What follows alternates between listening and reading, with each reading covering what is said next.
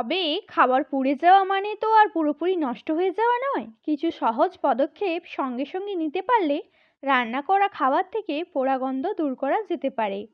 এক্ষেত্রে দেখা যায় রান্না করতে করতে পাত্রের তলা ধরে গিয়েছে, তাই পোড়া গন্ধ দূর করতে সঙ্গে সঙ্গে পাত্রটি বদলে ফেলুন।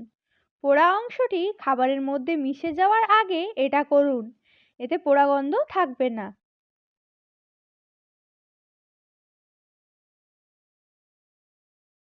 ভাজতে বা সেঁকতে গিয়ে কিছু পুড়ে গেলে পোড়া অংশটি কেটে বাদ দিয়ে দিন, তাহলে আর পোড়া গন্ধ বেরোবে না খাবার থেকে।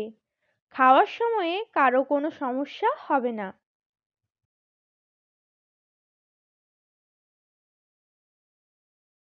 খাবার থেকে পোড়া গন্ধ দূর করার জন্য আলুর খোসা ছাড়িয়ে টুকরো টুকরো করে কেটে রান্নায় দিতে পারেন।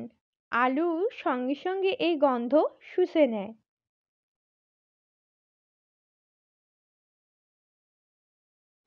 রান্না করতে করতে খাবার পুড়ে গেলে তাতে অনেকে লেবুর রস দেন।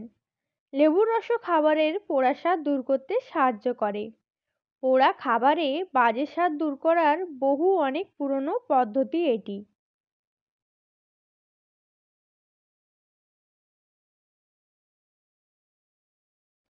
কালিয়া বা ঝোল জাতীয় কোনো খাবার পুড়ে গেলে তার মধ্যে মাখন, ঘন দুধ, দই, মালাই বা ক্রিম দেওয়া যেতে পারে। এই উপকরণগুলি পোড়া গন্ধ শুষে নেয়।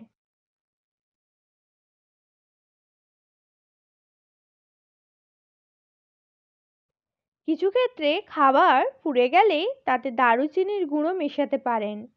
দুধ জাতীয় মিষ্টি খাবারের তলা ধরে পুড়ে গেলে দারুচিনি পোড়া গন্ধ দূর করতে সাহায্য করে।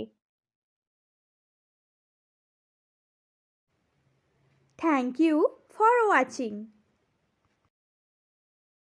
Please like, comment, share and subscribe.